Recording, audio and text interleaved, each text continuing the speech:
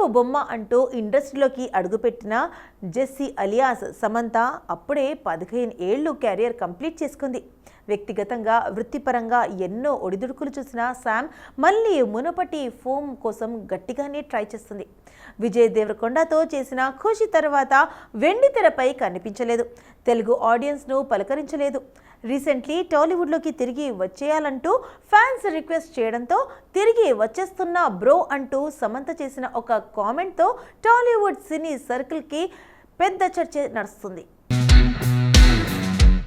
ఇక టాలీవుడ్ కంబ్యాక్ పై వార్తలు పుట్టుకొస్తున్నాయి. ముందుగా నందిని రెడ్డితో సినిమా అనే రూమర్ స్టార్ట్ అయింది. ఈసారి మంచి గాసిప్స్ సృష్టించండి అంటూ కౌంటర్ వేసింది బేబీ డైరెక్టర్ నందు. ఇక లేటెస్ట్గా రామ్ చరణ్ సుకుమార్ దర్శకత్వంలో రాబోయే సినిమాలో శామ్ నటించబోతుందట అంటూ ఓ బజ్ సినీ సర్కిల్స్లో చక్కర్లు కొడుతుంది.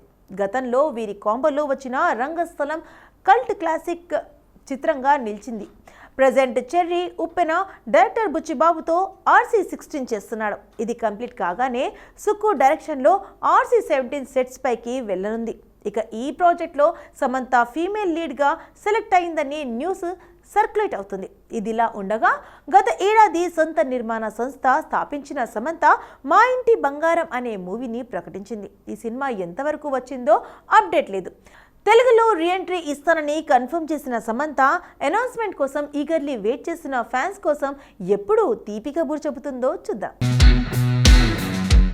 సూపర్ స్టార్ రజనీకాంత్ నటించిన జైలర్ సినిమా భారీ విజయాన్ని అందుకుంది. ఊహించని విధంగా ఈ సినిమా ఏకంగా 700 కోట్లకు పైగా వసూలు చేసి నయా రికార్డ్ క్రియేట్ చేసింది. ఈ సినిమాలో రజనీకాంత్ తనదైన స్టైల్తో మరోసారి ప్రేక్షకులను ఆకట్టుకున్నారు.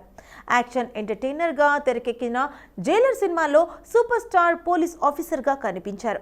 నెల్సన్ దిలీప్ దర్శకత్వంలో తెరకెక్కించిన జైలర్ సినిమా భారీ విజయాన్ని అందుకుంది. అటు కాలీవుడ్తో పాటు ఇటు టాలీవుడ్లోనూ ఈ సినిమా భారీ విజయాన్ని సొంతం చేసుకుంది. జైలర్ సినిమాలో సూపర్ స్టార్కు జోడీగా రమ్యకృష్ణ నటించారు. స్క్రీన్ ప్లే పరంగాను కలెక్షన్లు పరంగాను జనాల ఆదరణ పొందింది జైలర్ సినిమా. అలాగే జైలర్ సినిమాలో మోహన్ లాల్, శివరాజ్ కుమార్ గెస్ట్ రోల్స్లో కనిపించారు. జైలర్ భారీ విజయం సాధించిన తర్వాత జైలర్ 2 సినిమా కూడా ఉంటుందని అనౌన్స్ చేశారు. మొన్న మధ్య జైలర్ 2 సినిమా టీజర్ను విడుదల చేశారు. సంక్రాంతి పండుగ సందర్భంగా జైలర్ 2 టీజర్ను విడుదల చేశారు. జైలర్ 1లో రజనీకాంత్తో కలిసి రమ్యకృష్ణ, వినాయకన్, తమన్నా భాటియా, వసంత్ రవి, మిర్నా మినన్, యోగి బాబు నటించారు. ఇదే టీం ఇప్పుడు జైలర్ 2లోనూ కనిపించనున్నారు. ఈ సినిమాను కూడా యాక్షన్ ఎంటర్టైనర్గా తెరకెక్కించబోతున్న దర్శకుడు నెల్సన్. జైలర్ టీజర్ 2 ప్రేక్షకులకు విశేషంగా ఆకట్టుకుంటుంది. అనిరుద్ అందించిన బ్యాక్గ్రౌండ్ మ్యూజిక్ ఆకట్టుకుంది.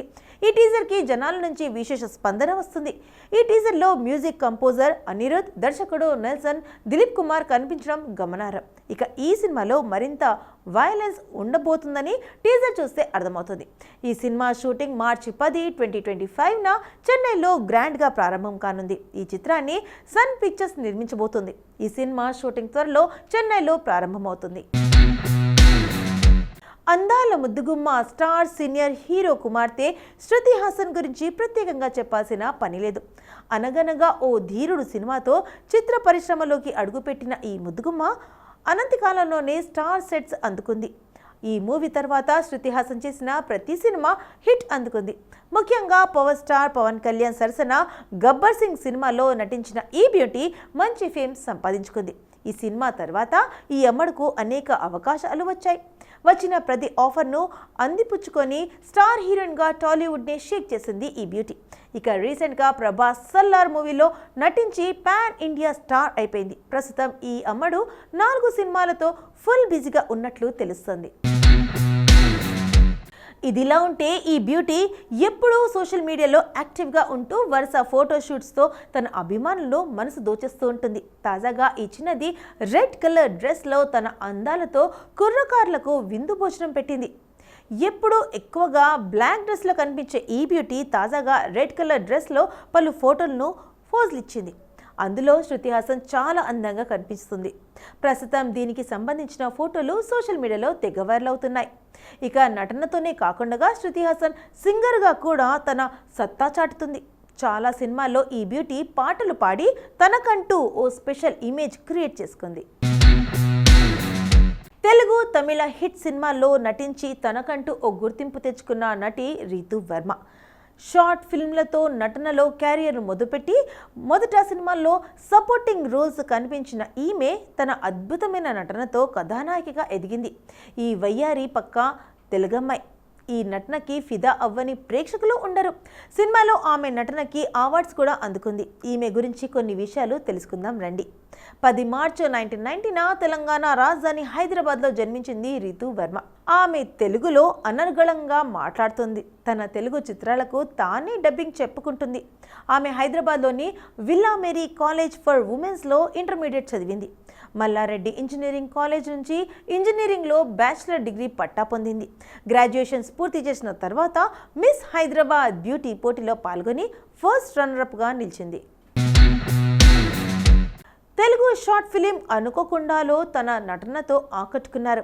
ఈ షార్ట్ ఫిలిం 2012లో 48 గంటలు ఫిలిం ప్రాజెక్టు పోటీలో ఉత్తమ లఘు చిత్రం అవార్డును గెలుచుకుంది. ఇందులో రీతూ వర్మ నటనకి ఉత్తమ మహిళా నటి అవార్డు కూడా లభించింది.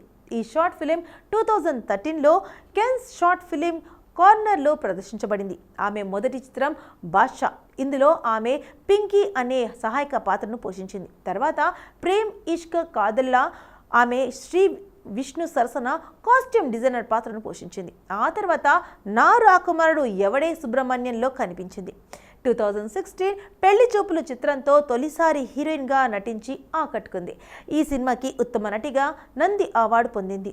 సౌత్ ఉత్తమ నటిగా ఫిలింఫేర్ క్రిటిక్స్ అవార్డును అందుకుంది. తర్వాత కేశవ, వరుడు కావలను, ఒకే ఒక జీవితం వంటి హిట్ చిత్రాలతో నటించింది.